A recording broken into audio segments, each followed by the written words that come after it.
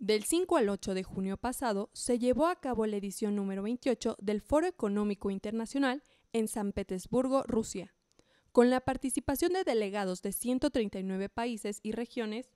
En más de 20 años de historia, este foro se ha convertido en la principal plataforma internacional de contacto entre representantes de la comunidad empresarial, además de un espacio de debate sobre cuestiones económicas fundamentales para Rusia, mercados en vías de desarrollo y el mundo en general. En esta ocasión, el foro, cuyo lema fue la formación de nuevas áreas de crecimiento como piedra angular de un mundo multipolar, también tuvo como objetivo ser una respuesta de Rusia a las miles de sanciones ilegítimas que le ha impuesto Estados Unidos y naciones de la Unión Europea, siendo que el presidente de Rusia, Vladimir Putin, aseguró que Moscú sigue siendo un actor clave en el comercio mundial y la economía rusa continúa en crecimiento. ¿Qué distingue a este evento de otros foros internacionales? ¿Cuáles son las perspectivas de desarrollo para el sur global que pueden emanar del mismo? Esto y más en Lo Marginal en el Centro. Del 5 al 8 de junio de este 2024 se llevó a cabo el 27º Foro Internacional de San Petersburgo, un foro sui generis que se sitúa en la línea de los BRICS o la Organización de Cooperación de Shanghái y que se distancia de alguna manera de otros foros económicos más ortodoxos. Uno de los elementos más distintivos es que el tema principal que convocó a representantes de distintos países fue la formación de un mundo multipolar, de un mundo posthegemónico. Hoy, en Lo Marginal en el Centro, para analizar las conclusiones más determinantes del foro, están con nosotros Mónica Ramos. Ella es internacionalista, maestra en estudios de área por la Universidad Hankook de Estudios Extranjeros de Corea del Sur, es doctora en ciencia política por la Universidad de Guadalajara, ha participado en diferentes publicaciones como Rusia en el siglo XXI y Los Olvidados de Eurasia, aportaciones desde México. Es miembro del grupo de estudios sobre Eurasia de la UNAM. Bienvenida, Mónica, gracias por aceptar participar en Lo Marginal en el Centro. Muchas gracias por la invitación, un gusto de estar con ustedes. El gusto es nuestro, definitivamente. También está con nosotros Gladys Mejía, y es maestra en economía por la UNAM, es especialista en crecimiento económico y flujos financieros, y además fue asistente del Foro Económico Internacional de San Petersburgo. Es investigadora del Centro Mexicano de Estudios Económicos y Sociales, sede que auspicia y que hace posible la transmisión de Lo Marginal en el Centro. Gladys, gracias por estar aquí. Muchas gracias por invitarme, Aquiles. Bienvenidas todas y bienvenidos todos a nuestro análisis en Lo Marginal en el Centro.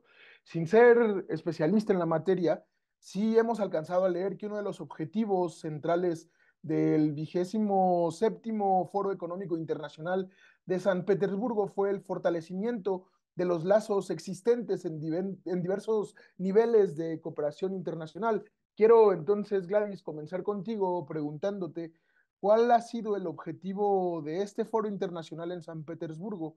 ¿En qué se distingue de otros foros internacionales que se celebran también? Sí, mira, el Foro Económico Internacional de San Petersburgo es una plataforma que ha venido funcionando desde 1997 y que desde 2006 su organización está bajo el patrocinio y la participación del presidente de Rusia. Los objetivos del foro de manera general han sido dos. El primero es empresarial. Se trata de establecer relaciones internacionales de negocios entre los asistentes al foro, entre las empresas asistentes al foro, y en esta 27ª edición se realizaron casi 1,000 contratos por un total de más de 6,43 millones de rublos y participaron más de 3,550 empresas de más de 90 países. El segundo objetivo es debatir las tendencias y problemas de la economía internacional, y fundamentalmente se abordan los problemas para las economías emergentes que no son los países ricos, los países desarrollados. Es decir, No se trata nada más de cuestiones relacionadas con los negocios, sino también con la geopolítica, que muchas veces es un reflejo de lo que sucede en la economía internacional. Ahora, el tema del foro cambia cada año. Este año el tema fue la base de la multipolaridad, es la formación de nuevos centros de crecimiento. Y para observar la importancia de este tema hay que ubicar el contexto en el que se lanza. A partir de la operación especial de Rusia en Ucrania, Rusia se convirtió en el país de lejos más sancionado por los países occidentales, cerca de 20.000 sanciones, y utilizaron todas las herramientas y organizaciones financieras, los países occidentales, todas las organizaciones financieras y comerciales que están a su servicio para hacerlo. Sin embargo, a pesar de las sanciones, esta última edición del Foro Económico de San Petersburgo superó las cifras de 2019 en términos de asistencia y de países invitados. 139 países asistieron a San Petersburgo. Esto indica que los países del mundo miran con interés lo que está haciendo Rusia y también tienen interés en establecer relaciones económicas con este país muy importante en el comercio internacional en términos energéticos y en términos alimentarios. Ahora, ¿en qué se diferencia este foro del resto de los foros económicos? El otro foro más importante, comparable con el de San Petersburgo, es el Foro Económico Mundial, que se celebra en Davos, Suiza, anualmente bajo el auspicio de los grandes monopolios internacionales. El orden económico internacional que ahora vivimos y que al mismo tiempo estamos viendo su caída, le sirve precisamente a estos grandes monopolios, a estas grandes empresas. A diferencia, el Foro de San Petersburgo me parece que es una estrategia más general del gobierno de la Federación Rusa, enmarcado precisamente en la búsqueda de la multipolaridad que desde 2007 viene promoviendo, pero este es contrario completamente a los intereses de los promotores del Foro de Davos. Así como van cambiando las placas tectónicas internacionales y el orden económico internacional se va moviendo, también Rusia pues va cambiando su estrategia. Anteriormente el foro económico era muy regional, enfocado en los países asiáticos y en los países euroasiáticos. Sin embargo, con las sanciones que comenzaron desde 2014 y que se agudizaron en 2022 con la operación especial, Rusia está buscando ampliar sus alianzas económicas con África y América Latina. América Latina, por ejemplo, jugó un papel muy importante en este foro 2024 y de hecho el presidente Luis Arce fue el invitado especial aquí. Sí, creo que en un segundo bloque me quisiera que profundizáramos en el vínculo entre Rusia y Latinoamérica en estas circunstancias y en este contexto, porque como se menciona, Latinoamérica fue un actor importante por lo que parece en este foro internacional. Mónica, quería preguntarte lo mismo, ¿cuáles fueron los objetivos del foro internacional en Rusia? ¿Se cumplieron? Eh, ¿Quiénes asistieron al foro? ¿Cuál es la especificidad de este foro y por qué surge en estas circunstancias? Ok, bueno, la maestra Mejía ya explicó muy bien el contexto de cómo surge el foro y ya nos dio algunos datos de los asistentes, del número de contratos que se firmaron, de las empresas, etcétera. Entonces, lo que yo retomaría sobre el foro tal vez es la visión más crítica o la visión de Occidente al respecto, ¿no? Porque vamos a estar revisando, hay como dos versiones de lo que sucedió hace un par de días o de lo que sucedió la semana pasada en el Foro Económico de San Petersburgo. Entonces, por una parte, se resaltan los datos de asistentes de alrededor de 130, 139 países, puede variar la cifra y por ahí había leído la cifra de que se habían firmado contratos por alrededor de 78.000 millones de dólares, lo que me pareció bastante pues una cantidad muy buena, ¿no? Pero entonces la contraparte nos dice cómo se puede ver el aislamiento de Rusia frente a la comunidad internacional o a una parte de la comunidad internacional que es precisamente Occidente. Y por ejemplo, uno de los datos que destacaban es cómo este ha sido el primer año en donde desde 2023-2024, en donde ya no se permitió asistir a prensa y a diferentes integrantes de delegaciones que se consideran no amistosas o enemigas de Rusia, ¿no? Entonces ya también de manera voluntaria se está limitando la participación de una parte de la comunidad internacional, más allá de si nosotros estamos de acuerdo o no con que Occidente pueda asistir al foro. Entonces sí se puede percibir el Foro de San Petersburgo como una segunda etapa a partir de la operación especial o de la invasión a Ucrania, como ustedes lo quieran ver, porque también es una forma de Rusia de seguirse vinculando con la comunidad internacional que todavía está dispuesta a mantener los lazos con este país. Entonces podemos ver el foro de dos formas, como la estrategia rusa de seguirse vinculando con la comunidad internacional y también con el objetivo muy marcado del foro, que es construir estos nuevos estos nuevos puntos de crecimiento que van a permitir crear un orden multipolar. Y también me gustaría hacer la aclaración entre hablar hay dos elementos que se manejan en el foro de San Petersburgo, que es hablar de multipolaridad por una parte y por otra parte de multilateralidad, porque la multipolaridad nos habla de los diferentes polos de poder que existen en el mundo. Podemos hablar de tres o podemos hablar de cuatro: Unión Europea, China, Estados Unidos y Rusia, ¿no? Pero la multipolaridad nos habla a cómo en un mundo bipolar o multipolar se toman las decisiones de relaciones internacionales. Entonces, la idea de Rusia, acompañado de los BRICS, ha sido buscar que las relaciones internacionales sean multipolares y no vinculadas solamente a los centros de poder o que la toma de decisiones no sea en los centros de poder. Entonces, en ese caso, podemos rescatar el Foro de San Petersburgo como la opción que va a permitir eh, fortalecer visiones alternativas dentro de la comunidad internacional. Me adelanto un poquito y la pregunta es ¿cómo? Porque en el discurso se lee muy bonito, ¿no? Entonces la pregunta es ¿cómo Rusia puede lograr este objetivo?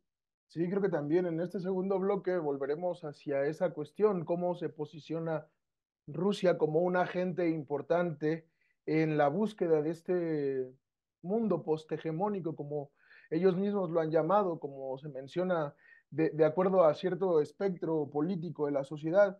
Y en ese sentido, regresando un poco al foro, me parece que en un balance general puede o parece haber resultados positivos, por ejemplo, como mencionaba la maestra Gladys anteriormente, la presencia de un sector importante de Latinoamérica, la asistencia de Luis Arce, presidente de Bolivia, su voluntad incluso para integrar a Bolivia al bloque de las BRICS o de los BRICS, la asistencia de más de 21,000 participantes según datos del foro de tantos países, la firma de muchos acuerdos comerciales.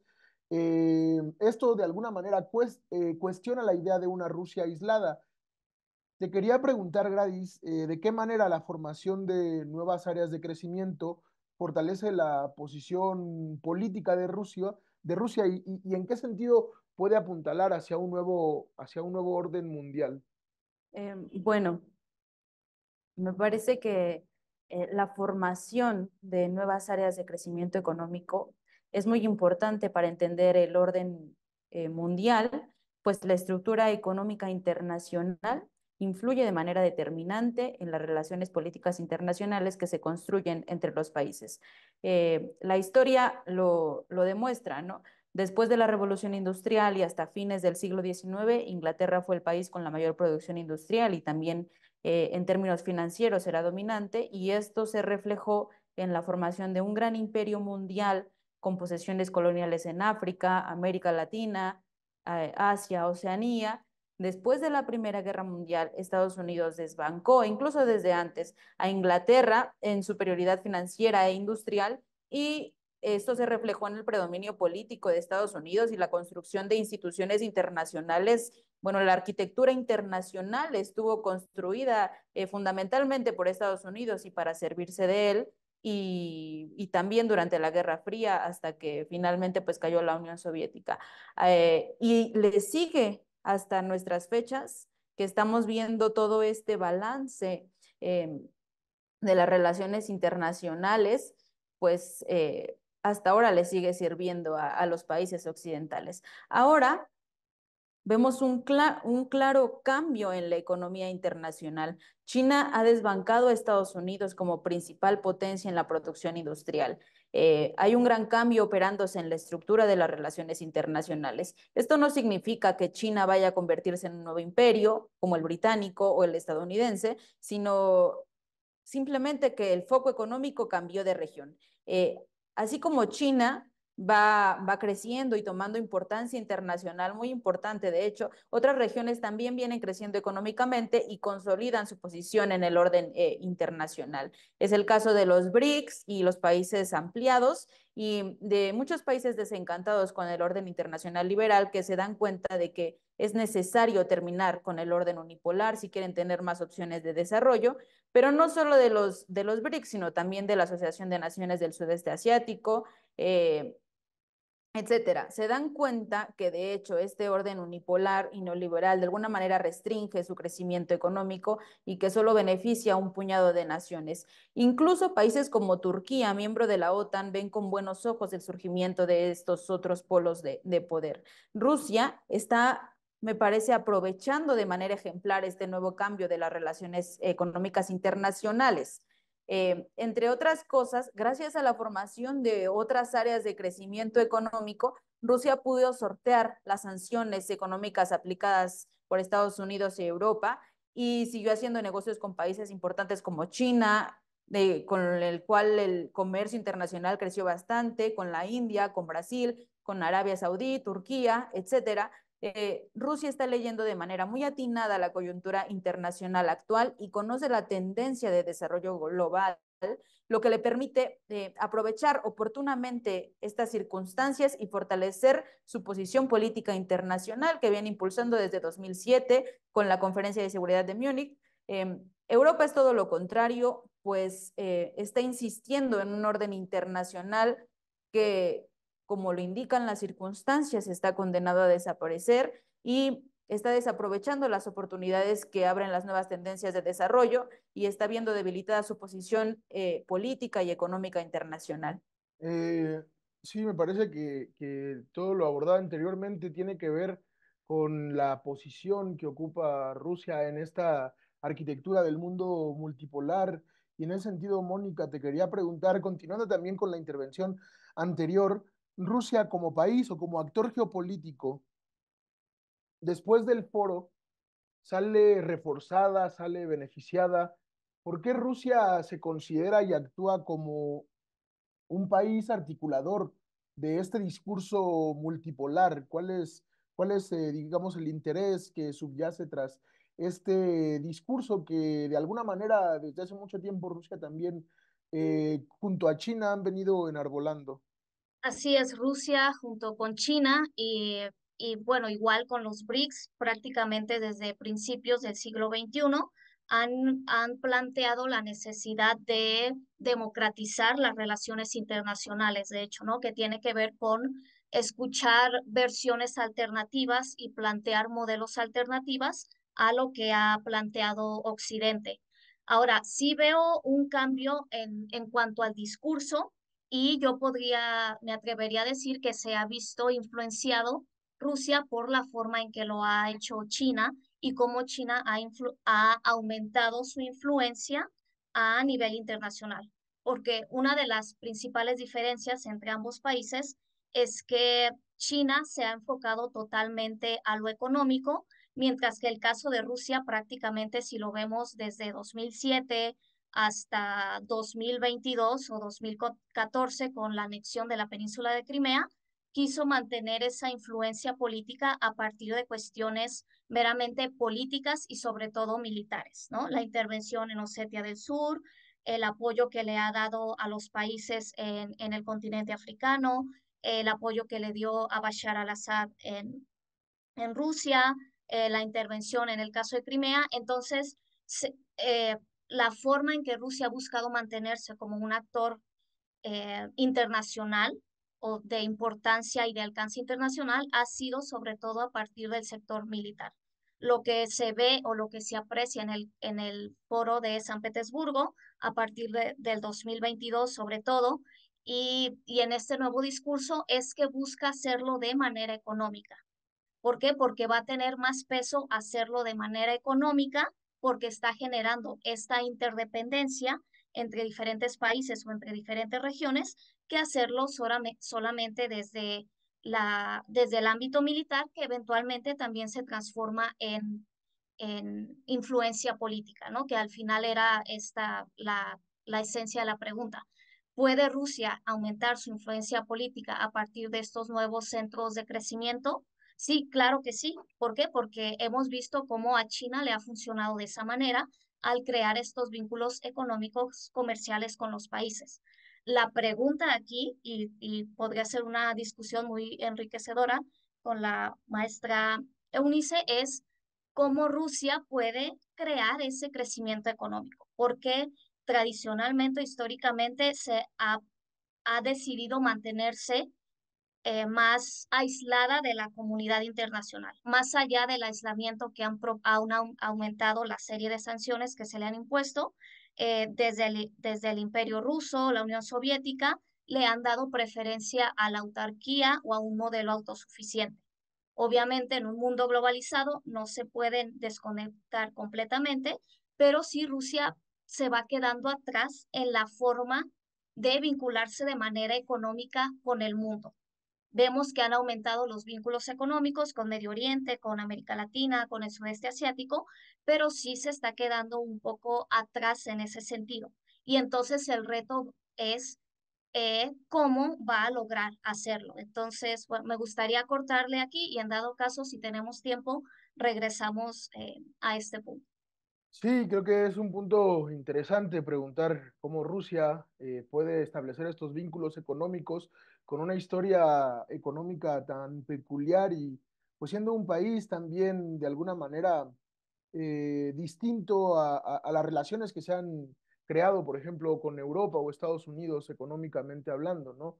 Rusia definitivamente tiene una historia particular, una revolución bolchevique de por medio que de alguna manera también alteró las relaciones económicas y políticas internacionales, ¿no?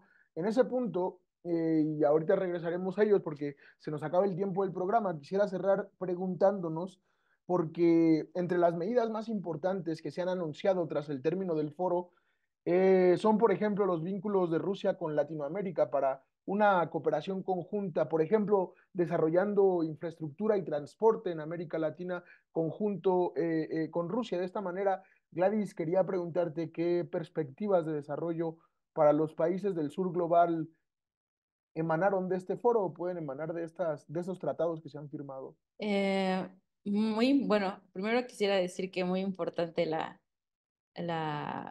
preguntas que lanzó la doctora y creo que podríamos discutirlas, sí. Es muy importante y además muy interesante cómo le va a hacer Rusia eh, para sortear todo esto, para convertirse en un polo de crecimiento y además ser de los más avanzados a nivel internacional, por ejemplo, en la inteligencia artificial, que también fue un tema que se trató durante el foro, las nuevas tecnologías que están a la vanguardia de la producción, ¿no?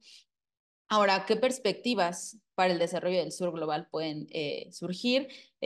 Rusia es un socio comercial importante para países cuyo desarrollo se encuentra bloqueado por las sanciones unilaterales de Estados Unidos y sus secuaces europeos. En este sentido, países como Cuba, Venezuela, Irán, China, Afganistán, Siria, entre otros, enviaron representantes a San Petersburgo para ampliar la cooperación económica con Rusia. Y estos países buscan fortalecer las relaciones económicas en el marco de un nuevo orden multipolar, es decir, que pudieran prescindir de los países occidentales y europeos para impulsar su propio desarrollo.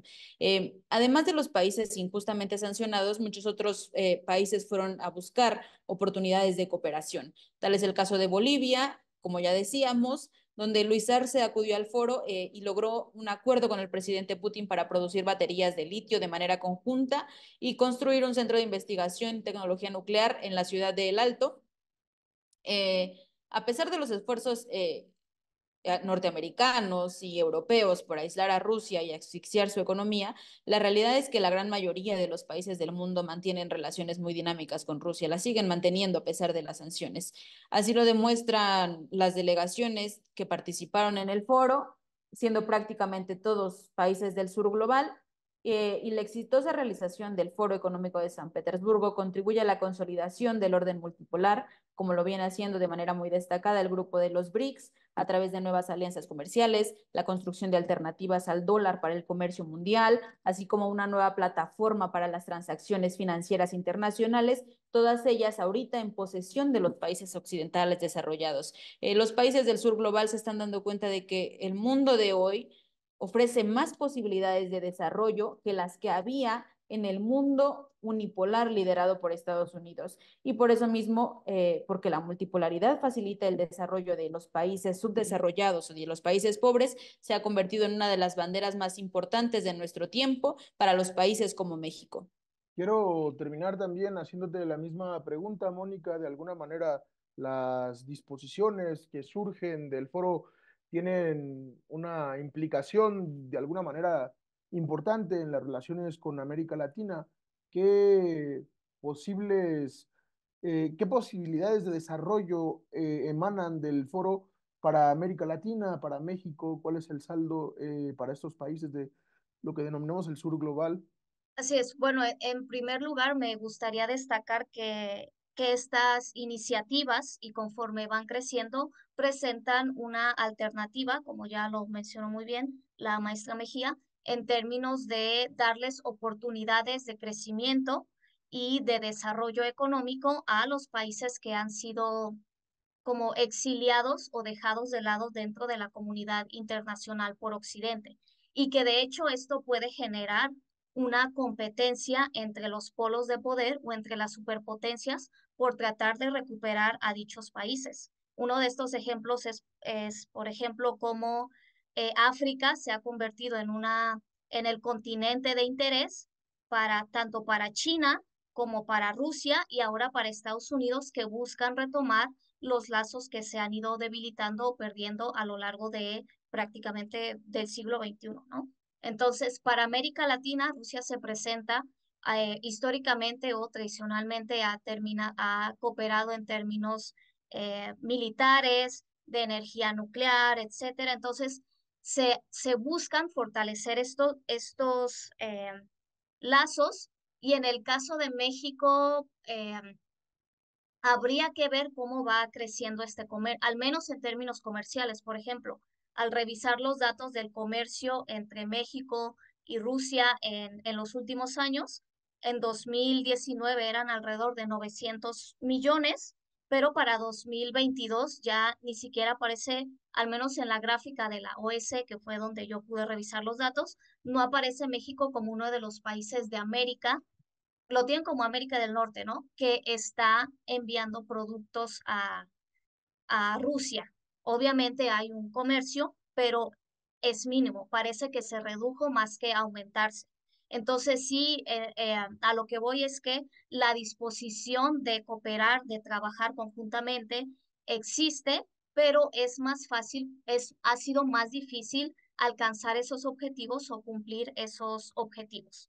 Pero de cierta manera es esta iniciativa desde el Foro Económico de San Petersburgo, que va acompañado con la visión de los BRICS, con la visión de Rusia y China sobre la democratización de las relaciones internacionales, se presenta como una alternativa para la comunidad internacional, ¿no? De poder acoger y ayudar a los países que han sido dejados de lado por el norte global o por Occidente.